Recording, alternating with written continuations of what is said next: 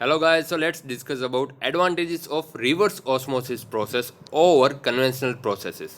Conventional processes जैसे कि ion exchange process and distillation process. So conventional processes के compare में रिवर्स ऑस्मोसिस प्रोसेस के एडवांटेजेस के बारे में हम डिस्कस करते हैं. रिवर्स ऑस्मोसिस प्रोसेस को जनरल टर्म में आरओ सिस्टम भी कहा जाता है. RO has proven to be the most efficient method जिसकी मदद से हम वाटर में से salts, chemical contaminants and heavy metals जैसे कि लीड को रिमूव कर सकते हैं. अगर वाटर में 200 से भी ज़्यादा सॉलिड कंटेमिनेंट्स प्रेजेंट है फिर भी रिवर्स ऑस्मोसिस प्रोसेस को ही प्रीफर किया जाता है ओवर आयन एक्सचेंज प्रोसेस, क्योंकि reverse osmosis process is less expensive than ion exchange process. अगर वाटर में 200 से भी कम सॉलिड कंटेमिनेंट्स प्रेजेंट है फिर भी रिवर्स ऑस्मोसिस को ही प्रीफर किया जाता है over ion exchange process for removal of silica and other Organics. अगर डिस्टिलेशन प्रोसेस से कंपेयर किया जाए आरओ सिस्टम को, तो डिस्टिलेशन प्रोसेस में वाटर को वार्म अप किया जाता है, उसका टेम्परेचर इंक्रीज किया जाता है अप टू बॉइलिंग टेम्परेचर, जिसकी वजह से जो प्रेसिपिटेट्स बचेंगे वो स्केल फॉर्मेशन एंड कोरोजन जैसे प्रॉब्लमेटिक इश्यू जनरेट करेंगे.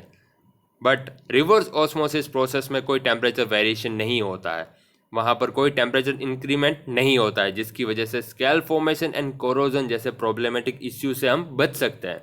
So over distillation process RO system को ही प्रीफर किया जाता है and RO system is best. Today, reverse osmosis systems have proven to be the most economical, यानी cheaper and efficient method to improving quality of water. It is simple to operate and easy to maintain. RO system come assembled. So वो factory से ही direct assembled form में आता है.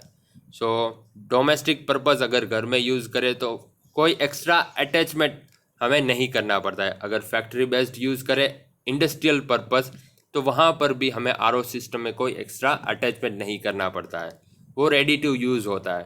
हमें सिर्फ जो water inlet pipe है उसका कनेक्शन देना है सिर्फ, and ready to operate condition. Regular monitoring की रिक्वायरमेंट रहती है as well periodic membrane cleaning का टास्क रहता है, क्योंकि जो इम्प्योरिटीज़ है वो मेम्ब्रेन के सरफेस पर अटैच हो जाएंगे, स्टिक हो जाएंगे. सो जो होल्स है मेम्ब्रेन में वो ब्लॉक हो जाएंगे, जिसकी वजह से वाटर का फ्लो रेट है वो डिक्रीज़ हो जाएगा. सो जो इम्प्योरिटीज़ है मेम्ब्रेन की सरफेस पर उसे हमें रिमूव करना पड़ता है, जिससे प्योर फॉर्म ऑफ वाटर हम अचीव कर सकते हैं. Membrane need to be changed every 1 to 3 years. Well ये चेंजिंग पीरियड है वो डिपेंड करता है वाटर की क्वालिटी पर कि कैसा रो वाटर हम फीड कर रहे हैं. क्योंकि अगर बॉयलर थर्मल पावर प्लांट के बारे में बात करें तो रिवर से ही डायरेक्ट वाटर को एक्सट्रैक्ट किया जाता है, एंड रिवर में काफ़ी सारी इम्प्योरिटीज़ रहती है, इनऑर्गेनिक कंपाउंड रहते हैं. सो उसकी वजह से मेम्ब्रेन है उसकी सरफेस जो उनमें होल्स है वो सारे ब्लॉक हो जाते हैं, उसकी सरफेस है पूरी इम्प्योरिटीज से फिल हो जाती है. सो हमें मेम्ब्रेन को चेंज करना पड़ सकता है. एज वेल एज वो डिपेंड करता है साइज ऑफ द सिस्टम की, जो आरओ सिस्टम है उसकी साइज़ कितनी है, as well as pre treatment. अगर हमने जो रो वाटर है उसकी कोई प्री ट्रीटमेंट की है सो ये चेंजिंग पीरियड का टाइम है वो इंक्रीज़ हो जाएगा, क्योंकि जो रो वाटर है उनमें से जो कोई इम्प्योरिटीज़ है उनको रिमूव कर दिया है हमें.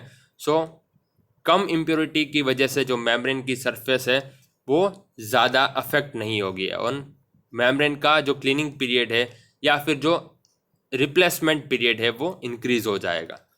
वेल पम्प्स की रिक्वायरमेंट रहती है रूटीन मेंटेनेंस करने के लिए.